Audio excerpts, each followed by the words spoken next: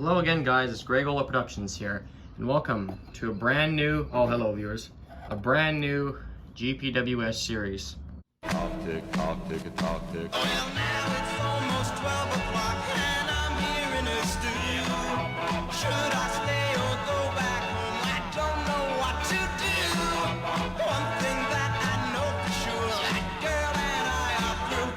Still hearing tick-tock, tick, tick-tock, tick-tock, tick, tick-tock, tick-tock, tick, tick-tock, tick. Talk tick, talk tick, talk tick. Tick-tock.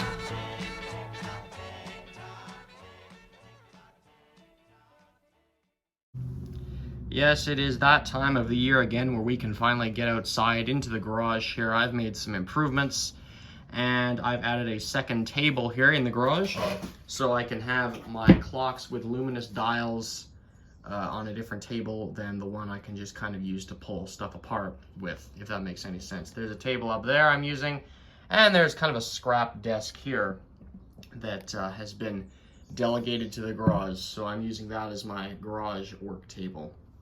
So, just to not contaminate anything, you know what I mean?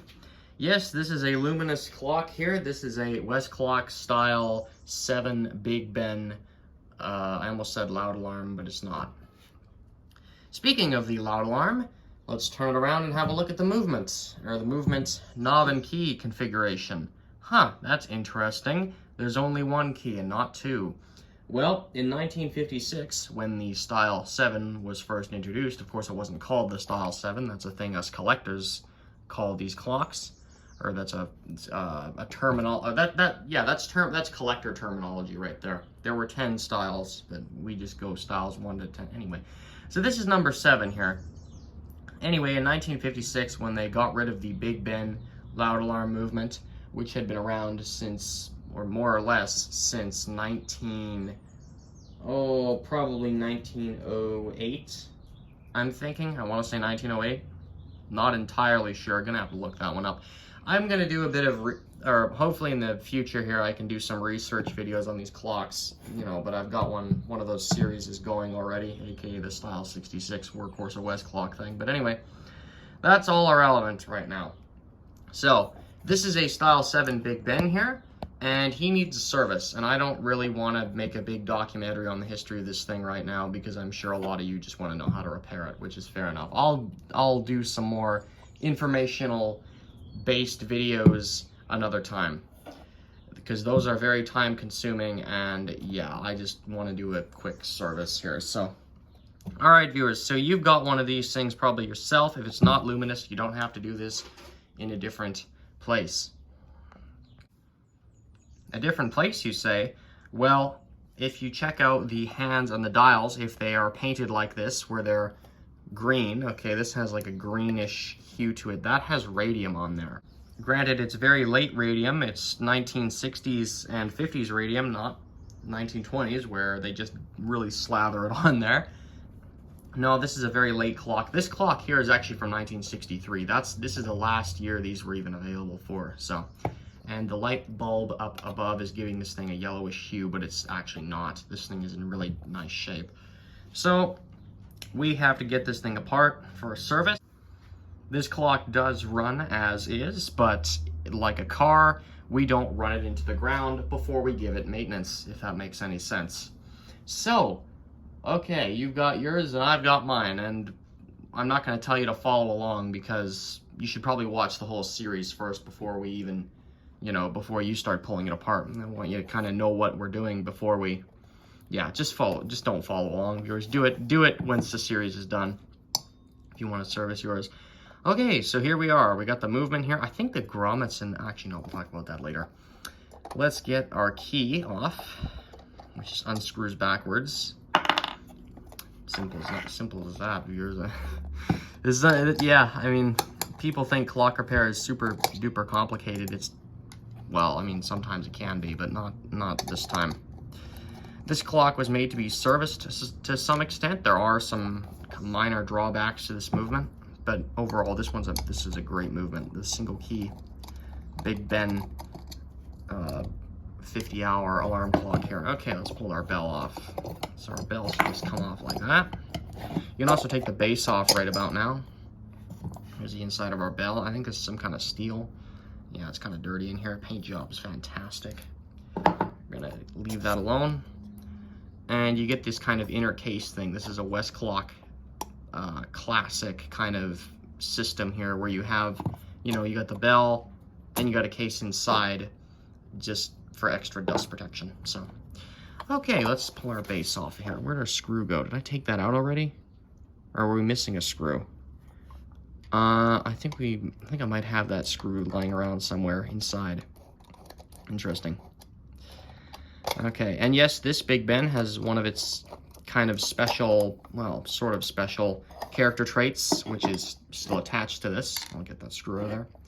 This piece of brass here, this folded kind of piece of brass here, this thing always goes missing on the Big and Baby Bens, the Style 7s anyway, and that's probably why they didn't continue this style to the next, or this aspect to the next style of clock, and probably it was just cheaper to make it without that anyway.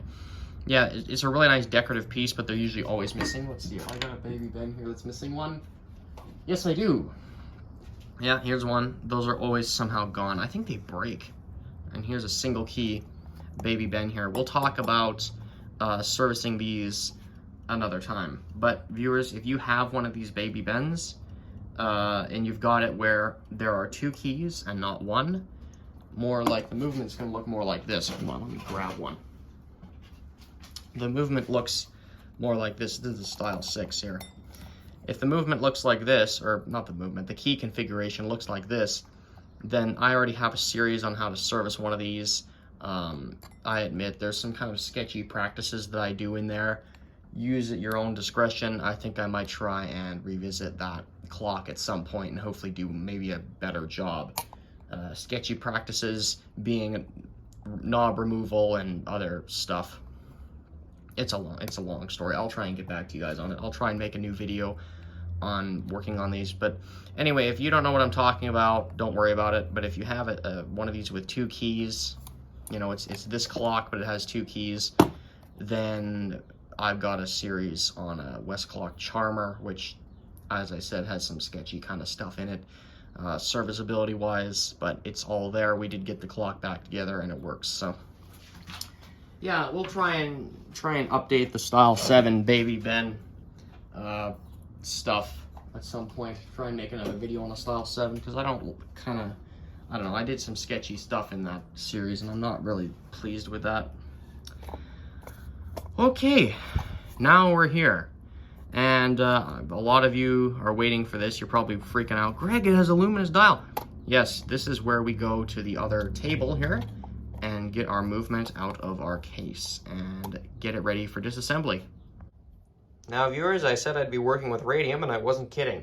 So to prepare for this, to kind of, you know, this paint here is in actually really nice shape. It doesn't appear to be flaking off or really badly damaged like some of the other paint that I've seen is. So to combat this, or to, you know, minimize or wear personal protective whatever you want to call it, basically playing it safe, we've got it's either HDX or HDRX, whatever the heck it's called, HDX, I don't know. It's a Home Depot dust mask there, comes in a pack of 10, that's what I'll be using there, and I'm using disposable blue surgical gloves to work with the hands and dial, and it's not a long process, viewers, it just kind of, you know, I don't want to get skin contact with radium and all that fun jazz. And to remove the dial and hands, which of course is what we're doing, I'm going to be using these tools here, which I've used in the past to work on luminous dials. Yes, use a different set of tools. Don't use your normal set of tools that you use for every other job to remove luminous hands. So you could designate some screwdrivers, some hopefully not new ones, you know, get some old ones, probably off a flea market or something, or of a garage sale, or out of your garage or whatever, some old beat up screwdrivers that are good for pry bars still. I'd use those for working with luminous hands. I will admit, viewers, I mean, this table, you know, this is my radium dial removing table. What I'd like to do is have a better spot for these gloves because these have been used. I need to have some kind of place where I can put them and then take them to a facility where I can dispose of them. And those tools, they need their own kind of container as well. So I hope to improve my safety precautions, you know, in the near future. And not that this is bad, but you know, there's always improvements that can be made. I think the main thing is not working on these in your normal work area, because if little paint flakes chip off, they go off that dial, then they're just going to sit there, and then you've got radium in your workshop, and that's not good. So I haven't, you know, these are brand new gloves here. These haven't made contact with anything contaminated. Let's move these out of the way. Those aren't, you know, you're not getting giant pieces of radium chunk on your gloves, but, well, there's a possibility of that, but usually, you know, you're like, if anything's going to come off, it's going to be a microscopic little piece of it. So hey, let's get this bezel off. It just comes off like that. There we go. It's kind of, it's got a lip on it, and it holds the plastic lens on. So yes, this is not glass. Oh, the dials, okay, it's all coming in one piece. I'm just gonna stick that there, I think. Actually, I'm just gonna leave those two together, I guess. And now we've got our bare dial in hand. So as you can see, there's not radium, like on this one, the paint flakes are radium paint, which I don't even know what the composition is of radium on this thing, but the paint itself, whether it's very radioactive or it's not very radioactive, I haven't scanned this thing with a Geiger counter. The point is, it's not falling apart. As you can see, it's all with its, you know, it's all very intact. So that's great. So we're going to take our dial protector and get that there. It's literally a piece of cardboard. Get it under the hand here. Oh. Try and get it under the hand. This can be a nuisance of a task here. Shoot. Yeah, you gotta get it under there somehow. And if you have to, get the hand up on, oh, well.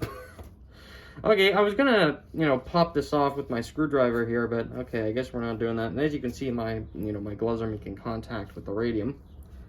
So I'm gonna put that in a container where that has been exposed to radium already. Stick that there. We can probably just pull these off by hand, can't we? Yeah, they're not even on there that tight. They're on there, but they're not really, you know, on there.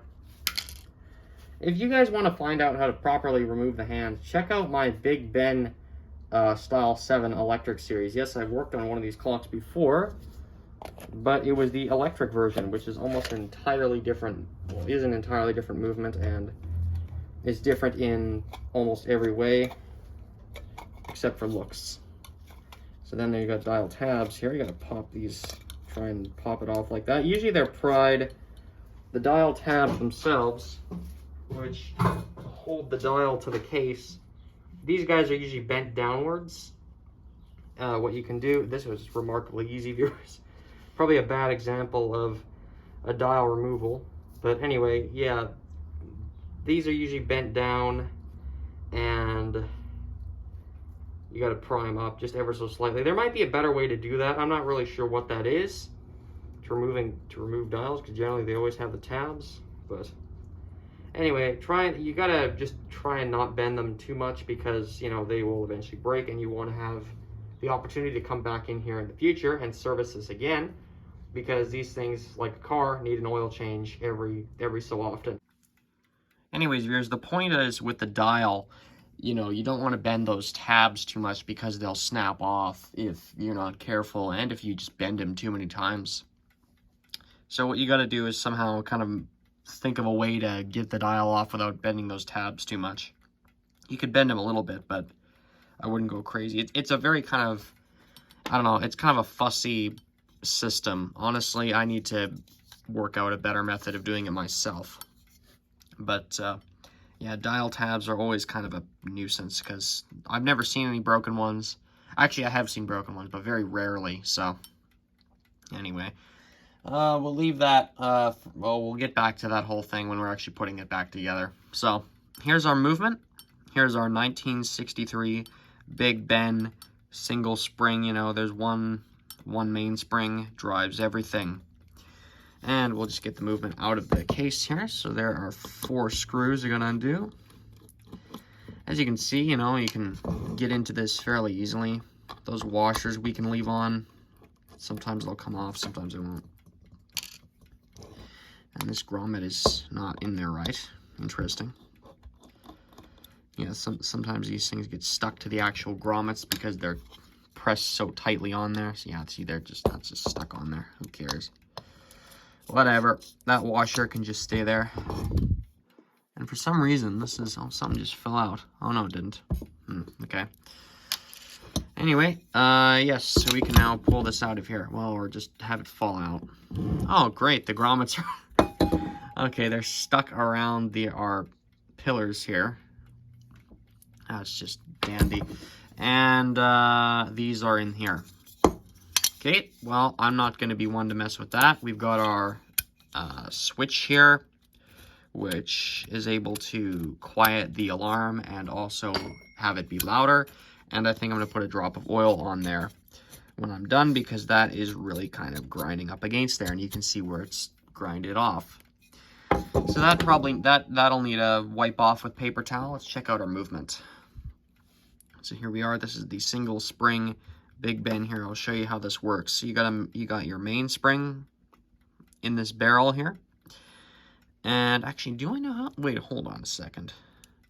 These ones are. I find these movements kind of confusing actually, because they've got the stopworks mechanism in here. So what that is when the alarm is going, there's a certain point where the spring will actually, or the movement will just shut the alarm off automatically, and this is done to prevent the clock from just stopping entirely, because that spring is also powering the clock continuously at the same time while also powering the alarm. So this stopworks mechanism has to stop the alarm before the clock entirely unwinds. So I'm not entirely sure how that works. It's with this gearing up here. This wheel here, as you wind it, turns the spring around, if that makes any sense. It winds it up, and this wheel here is pulled backwards. Yeah, it's an interesting movement. These are very industrial, these ones. Here's our alarm hammer. This assembly is riveted together. I don't know what this rod up here is for. I think this just kind of sits there. I don't know if it, you know, I don't know if it's some sort of balancing type thing. I know the later movements don't have this rod up here on the end of the alarm hammer. Let's see that date code. November of 1963. Yeah, this is a very late one. And because this one's never been serviced, the pivots are all worn. Check that out. Jeepers. You know, we're not gonna rebush this because I don't have the equipment to do that. But you know, this is why we don't leave clocks like this, because then this stuff just wears out. And this pivot here, I'm pretty sure is, you know, under a lot of strain, and it's I don't know if it's famously known for wearing out, but yeah, it's under a lot of strain, and a lot of these movements that I see, they have wear in that area there because they have not been serviced. So let's stop chattering about nonsense and get this thing apart. There's also some motion work gears here that just fell out. And those there, we'll be keeping those for when we put it back together. It's always great when you're working on these clocks to have some wooden blocks around, so you can just build a little jig for your movement to sit on while you're working on it, because you have awkward stuff like this rod poking through the front of the movement, or that staff there is poking through the front, and you know, keeping it just on the desk like this, the thing's gonna just be flip-flopping all over the place. So these are always handy to have around. And for our American viewers watching, some of you are shocked to see a Canadian movement with a taper pin holding the hairspring in. Yes, we had a taper pin up here. If you have an American clock, you probably have some red glue looking stuff on this taper pin here, or on this hairspring here. No worries, you can get that out of there fairly easily. It's kind of a nuisance, but it's doable. You can do it.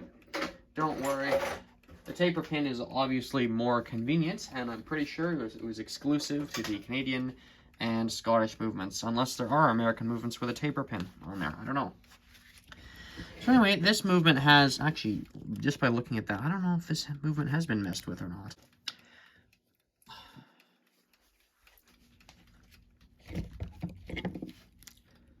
because usually they don't look like that. And that hairspring is really glossy. Wow.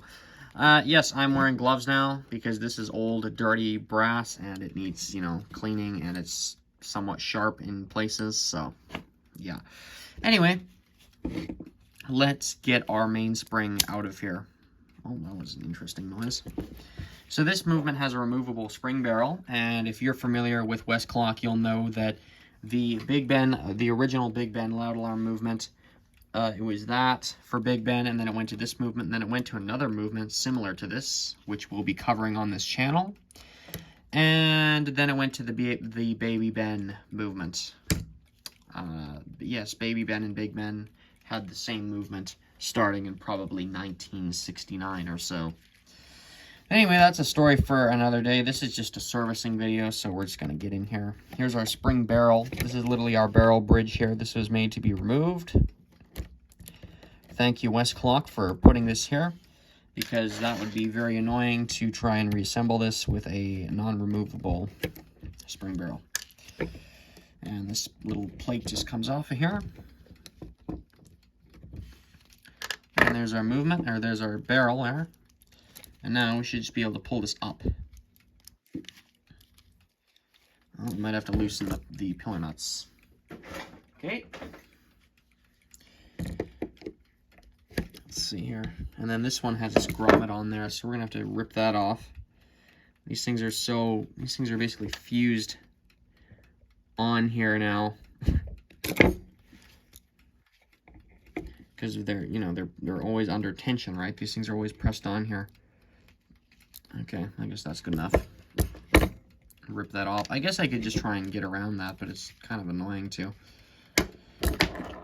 Whatever. It's not, you know, if you don't want to take risks, don't even try to get those grommets out of there.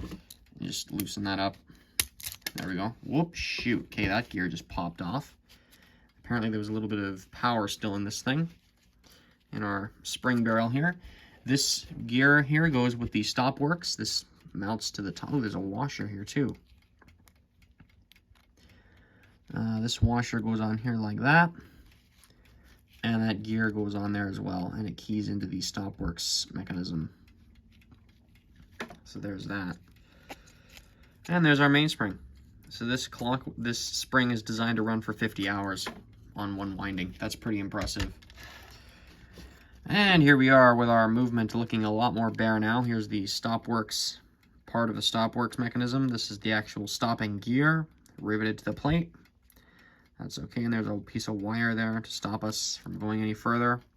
Let's look at our gear train. Okay, so the spring barrel is able to turn this wheel here, our center wheel, which I believe turns the first wheel, the second wheel, and shortly after that you've got the escapement, and I'm just here with my finger here just driving this. It pushes, yeah, you can see how this works. It drives the different wheels, and of course there's our escapement. Clock has a fairly nice motion on it actually.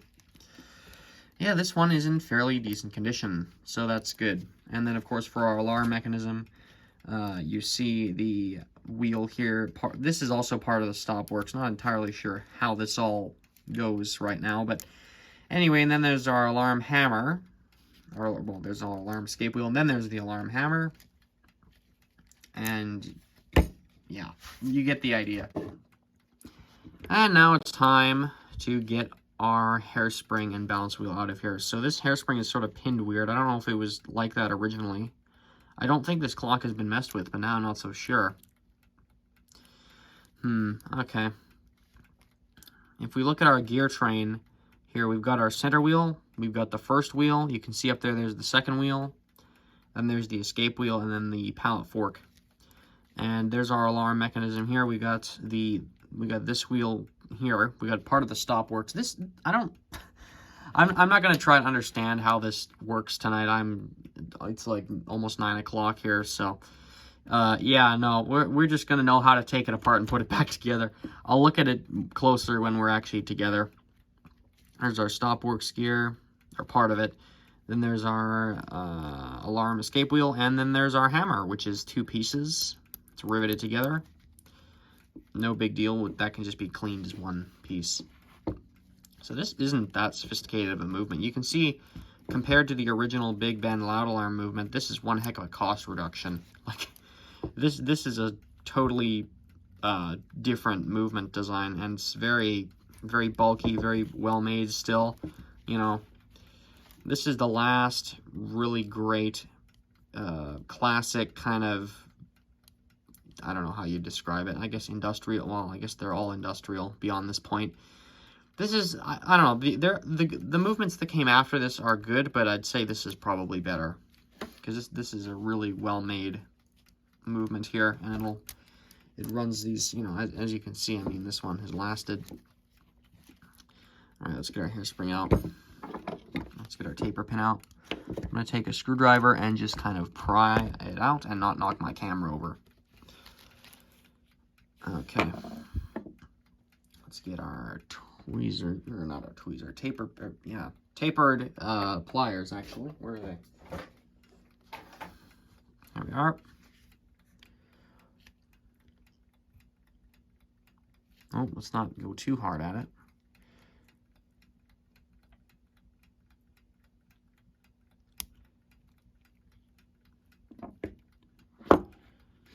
There we go.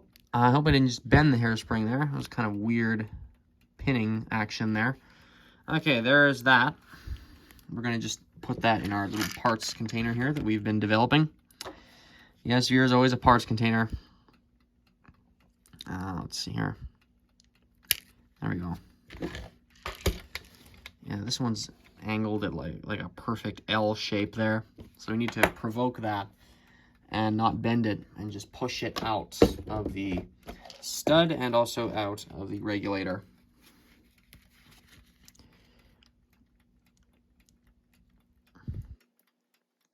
Being very careful with it, obviously, because we don't want to mess it up, and then we'd have to rebend it, and then, oh my goodness, what a fiasco. Yeah, I hate it when they're bent so perfectly into a 90, or yeah, an L shape or a 90-degree angle, because then you got to deal with it not wanting to leave the stud. Let's see here. I'm trying to get it straight, and then just bend it, not bend it, but have it backwards, or have it up, kind of, if that makes any sense. I'm trying to explain this in the best way possible. There we go, sort of like that. Not trying to deform the shape though, just trying to get it out.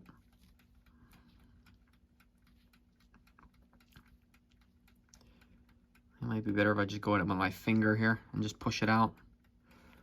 See, now we've pushed it in there. And I'm just going to push it through the regulator slot there, or put it through the stud. There we go. Yeah, be very careful when doing this type of stuff, viewers. I don't know if they're all pinned like this.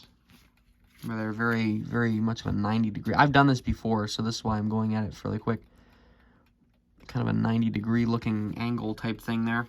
It can get really kind of annoying, especially when, especially when it's in these kind of more compact spaces like it is in here. Okay, we got that, I think.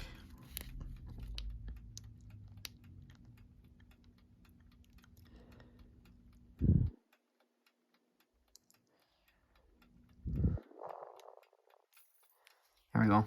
So don't just go jabbing at it like with, you know, with no end goal, you know. Just make it, just provoke it so it'll leave the stud, and as you can see, it has come out. So now we can just undo the screw here, our balance cup, and the balance should just fall out. There we go. Our hairspring is warbling there, and there's our hairspring. So we'll leave that together for now as one assembly. And now here comes the interesting part. So, as you can see, how does this movement come apart? It's got 4 studs here, or 4 nuts holding it together. So what we're going to do here is, usually back in the past, what I do is I just take this wheel here off. That's not a good idea, because I'm scared the wheel and the alarm finger itself, as you can see, it's kind of stamped in there. That's 2 pieces right there. That's 2 separate pieces of metal. that can come apart and never want to go back together again. So that you've broken that. So let's not do that. Let's actually try and get the knob off the assembly here. Let's try and get that apart. That's a total pain in the neck. I don't know. I think there might be some potential here to get this done. We've got some space under this thing to possibly pry. And yes, that screwdriver mark there is mine. I'm going to try and, yeah, I don't know how I'm going to do that without scratching that. But I'm going to film this, film as much as I can and get back to you. Because this is such a nuisance right here, this thing. So we're going to try this and just see what happens.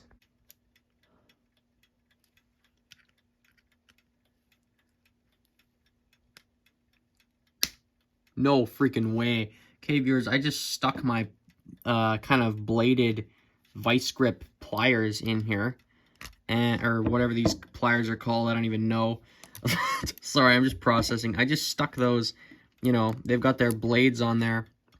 Stuck them in here, in between the spacer, whatever this is called, and the knob. And I was able to get a space in there. And I think I might be able to pry that off. Ooh, that's the closest I've been able to get to getting in there.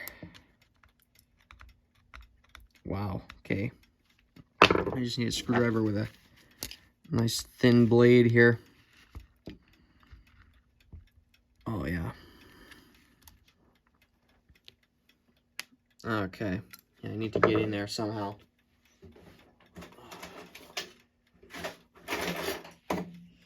I might go in here with a pry bar and just... and these are such a nuisance to get off.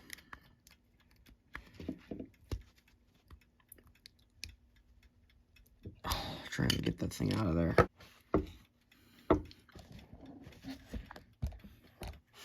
So sadly, we've scratched some of that up here, and spacer and all that fun jazz, but I don't know how in the heck else you get that off. And of course now I've got my pliers like that. Now what I should be able to do is lever a screwdriver in there. Oh, possibly, or maybe not. I'm just going to stick one of these lineman pliers in there. I'm just going to stick that in there, get this on top, and just lever it off this. There we go. This is how I do it. This is not an amazing method, viewers, I know. This is probably the only drawback to this movement. There we go, we got our knob off. Holy smokes, you guys. I don't know how we even did that. Don't tell me that spacer's stuck on there too. Oh my gosh. How does this come apart now? Oh boy. Okay, this is tricky there. I think that spacer might be on there somehow too. Of course, why wouldn't it be? I thought that was just a spacer, you know. I didn't know it was some significant piece of the puzzle. Oh boy, we got the knob off. We didn't get anything else. Got nothing else. I guess I'm gonna use the same method here again. Oh, here we go. Yeah, just squishing it with these guys and just getting it to move. Man, I don't know how they...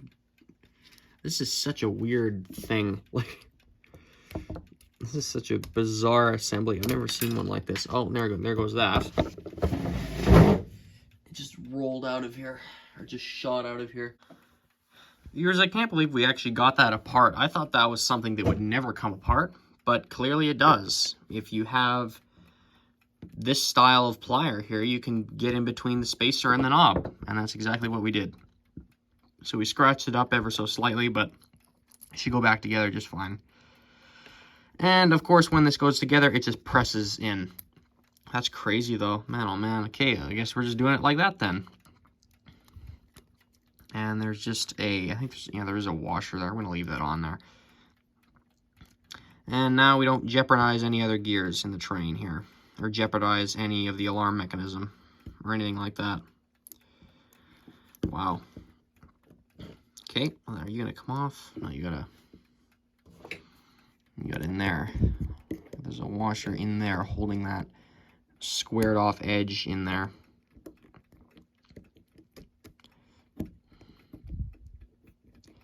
And it's getting stuck.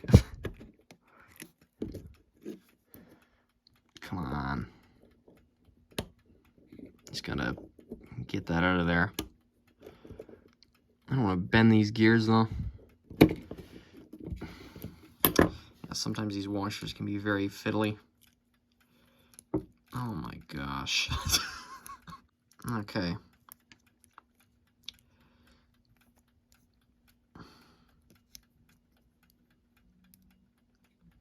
Why are you not...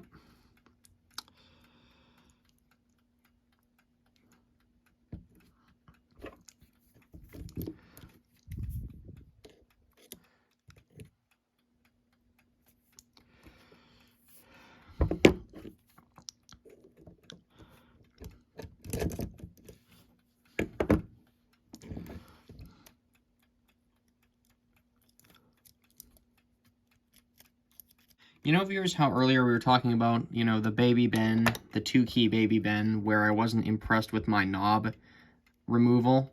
Well, it was basically installed the same... Oh yeah, and that washer came from this side, by the way, viewers. That knob assembly on the baby bend style 7 is designed practically identical to this one. So I can use that, or the method that we've just discovered here, on that clock there for removing the knob. So I don't recommend removing this wheel. If you can somehow get these get a hold of these pliers here, and they're very thin blades, get it in between the knob and the spacer, which is a little scratched up right now. I think you'd be golden if you could do that, because that seems like the best way to get the knob off, unless there's some other type of plier or whatever that we can use, but that seems like the best way. That seems like the most optimal way of doing that. There might be some way you can use like a knob puller or something, but I don't know where you'd put it, considering there's nowhere to even get it on here. And that's for the time setting knob on both the baby bend and the big bend. We're still a-okay, because, you know, it's you don't need to remove it on there either. So good, we got that apart. So now we can clean all that.